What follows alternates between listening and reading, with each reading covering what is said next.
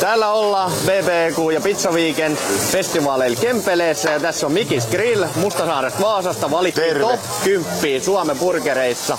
Ja mitä me tänään saadaan tästä meidän Blackstone Parilla grillistä? Tänään me saadaan pekoni- ja juustoburgereita. Myös sitten chilillä höystettynä, jos halutaan. Että.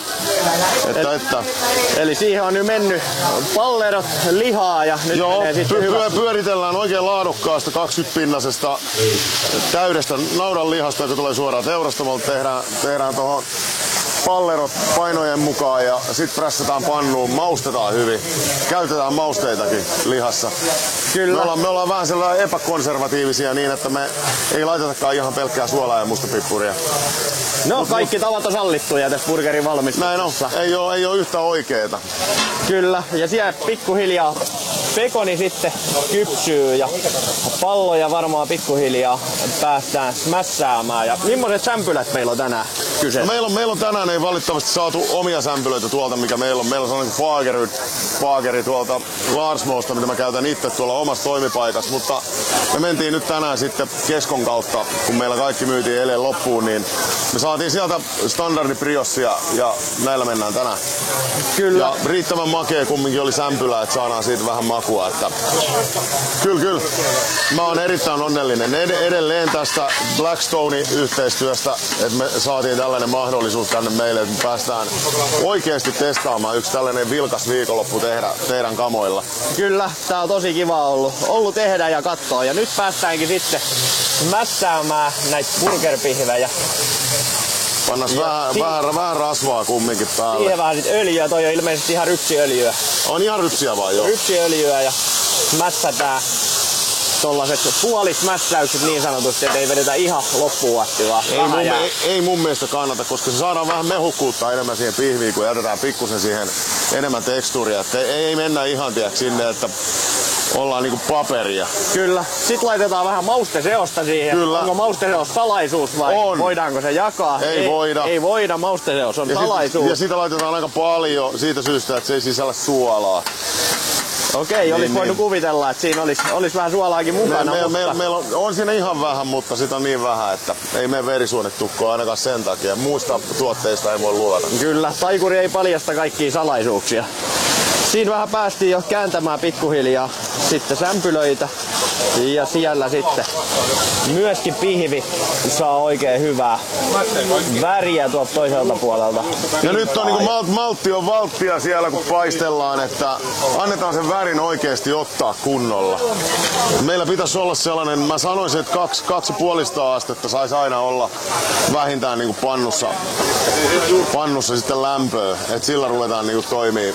Kyllä, tästäkin on monta koulukuntaa, koska Maillardihan alkaa siitä 140-170 astetta, mutta mä itse, että on vähän korkeampi. Koska mulla on monesti niinku hektisiä juttuja, että mun pitää tehdä nopeasti asioita, niin mä en kerkiä odottaa.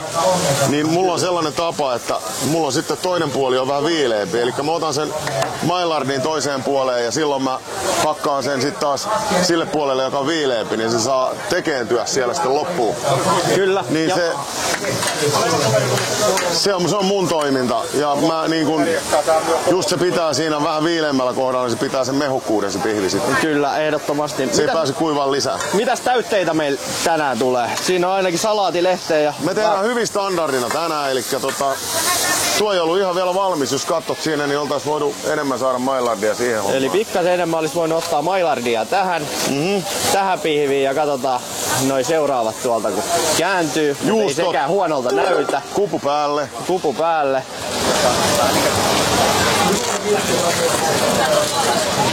Ja sieltä sitten tulee vähän lisää juustoa vielä muihinkin burgerpihveihin, kun päästään tuomaan mulle täältä, mä tarvitsen 2 vielä. Kohta kääntelemään. Katsotaan miltä se näyttää nyt. Mennään lähelle. Ai, nyt on nättiä ruskeeta. Noin se pitää olla. Oi. Sielläkin oli. Hyvän näköistä settiä. Ja ton kanssa ei tarvitse olla turhan nuuka nyt sen kanssa, että se, jos se niin pikkusen hajoakin se pihvi. Me sidotaan loppuun se sitten sillä juustolla. Oi. Sitten sellainen pieni vinkki 3, että laittakaa pekoni aina tulee ensin. Muuten niitä joutuu venailemaan. Kyllä. Niitä mä tarvitsen. Eli pekoni aina ensin ja siitä lähdetään liikkeelle. Joo. Missä järjestyksessä sä laittaisit, että laittaisitko sä sämpylät jo alkuvaiheessa? Joo, mulla on satasella vaan sämpyläpuoli täällä. Niin kun sulla on satasella sämpyläpuoli, niin ne tulee rapeiksi. Kyllä. Ja sit sulla on se, että kun sä saat laittaa niin salaatin tohon alle, niin se ei vety tuo pohja. Moni valittaa aina siitä, että kun saa smashin tiedäkö, että okei, tää oli aivan tiedäkö, märkä tää juttu. Niin mun mielestä mennään niin väärinpäin. Että laitetaan tonne salaatit alle, niin saadaan pysymään se kosteus. Ja sitten vähän siihen siis tulee kuivana. Suolakurkkua ja majoneesit tuli sinne. Nekin on itse tehty. Varmasti kyllä, salainen resepti tämäkin. Ja sama juttu, marinoitu punasipulit ja... Siihenkin on salaisia juttuja. Onko siellä yksi juusto? Olemassa. En mä oikein tiedä. Huudellaan tosta sit. Niin kuin huomaat, että pekonit vaatii nyt aikaa ja mä en ole ollenkaan tyytyväinen tosta, että me joudutaan venailemaan. Kyllä. En tykkää. Eli pekonit kannattaa laittaa aivan ensimmäisenä. Joo, se on vaan, ne vaatii aikaa sitten... niin, että saadaan vähän kropsua. Niin. Kuinka nopeaksi sä tykkäät noi pekonit yleensä laittaa? No mä jätän yleensä silleen, että niissä on kumminkin, niissä on rapeita kohtia, mutta se pekoni mun mielestä heikkenee se maku, mitä kuivempi se on. Niin mä jätän kyllä vähän. Olikohan näin, että Hollannissa on sellainen, mikä tekee kaikkea pekonista. Se tekee jäätelötkin pekonista.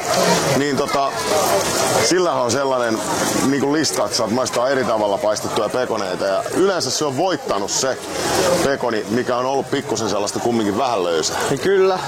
Koska tästähän on ikuisuuskeskustelu, että kuinka rapeaksi haluat sinun pekonisi paistettavan. Joo, kyllä. Ja siis toki, jos joku haluaa, että tehdään oikein rapea, niin kyllähän mä teen. Ei siinä ole mitään. Makuja on monia. En mä tätä laittais. Joo. Eli voidaan vähän mennä katsomaan täältä myöskin läheltä, että miltä toi pekoni sitten näyttää. Täällä tulisi juusto. Nyt olisi juustoburgeri. Onko se chiliä? Ei, se on pelkkä juusto. Sieltä ensimmäisenä. Ja siihen vähän tomaattia sitten se päälle. Tomaatti. Ja meillähän ei ole ketsuppia täällä nyt ollenkaan. Että... Joo, eli se on se ehkä perinteinen ketsuppisinappi-versio ehkä maailmalta, mutta ehkä se on vähän old school. No, me ollaan jätetty kokonaan ketsupit pois, ei me käytetä. Jos muksuille tehdään, niin sit saadaan laittaa, koska se on niin. Juustohampurilainen oli siellä. Olkaa hyvä. Kiitos. Kyllä. Saadaanko kuvata, että miltä maistuu? Pojalle, mä en vedä auttaa hautaa. Okei, otetaan hetken päästä.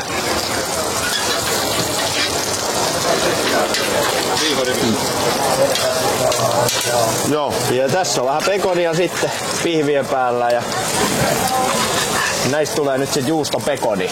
Joo, ihan niinku siis pekonihampurilainen, koska kyllähän se on niin, että pekonin pitää olla naimisissa juuston kanssa. Kyllä. Mitä mieltä sä oot siitä, että paljonko täytteitä kannattaisi burgeriin laittaa? Kun mun mielestä aika maltillisesti. Kun monesti keskustellaan siitä, että simppeli ja yksinkertainen on parasta vai... On, ja sitten justiin se, että ei liikaa niinku mun mielestä mitään. Koska turha peittää niitä hyviä makuja siellä, niin... Onko sulla joku hyvä tipsi, että mitä yleensä et tule ajatelleeksi ja voisit burgeriin ehkä laittaa? Mikä voisi olla semmonen raaka-aine? Niin.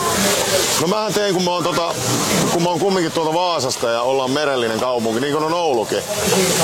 Ja sitten taas Ruotsin puolella on hirveän suosittu tollanen skageni.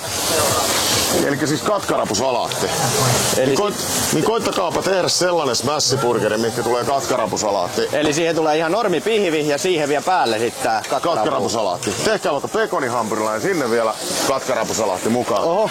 Niin sehän on tollanen maailmalla kutsutaan sellaista asiaa yleensä surf ja turf. Eli siinä on molempia. Pekoni. Kyllä.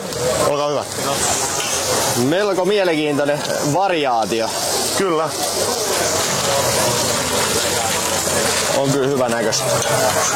On kaikki mukaan. Täältä. Paperi oli tuolla.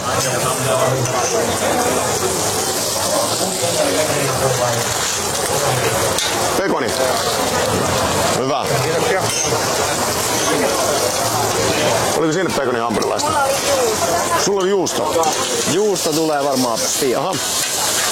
Anna mulle yksi sämpylä, niin saadaan se äkkiä tosta prässättyä. Oliko siellä joku pekonin hampurilaista vailla? Noniin. Siinä oli. Sitten tää on sun. Valmiina. Kiitos. Saadaanko kommenttia vielä, että miltä maistuu? Joo, sain se maistaa. Kyllä, ota siitä makupalaa, niin ensi purasu. Lämmettä pitää vielä vähän. Tulee aika äkkiä, mä vähän nopeutan. Joo. Katsotaan paljonko tässä suuhun. Menee aina vähän tuo huomioon, kun tuossa höpöttelee. Niin. Ei haittaa. Hyvä on. Vaikka miehet on kyllä siitä tunnettuja, että ne voi pystyy sanoa, että tekemään menee tosi Suomen monia top 10 asioita burgereihin. yhtä aikaa. On lämmin, mutta on kyllä hyvä. Miksi tollainen hymy? Hyvä tekniikka. Hienoa, mahtavaa. Eli Mikkis Grill Mustasaaresta Suomen top 10 burgereihin valittu. Antoi parhaat burgervinkit tässä Blackstonen kanavalle. Kiitos. Kiitos sulle ja kiitos näistä mahdollisuuksista tälle viikonlopulle. Tehdään jatkossakin yhteistyötä. Ehdottomasti. Näin me tehdään.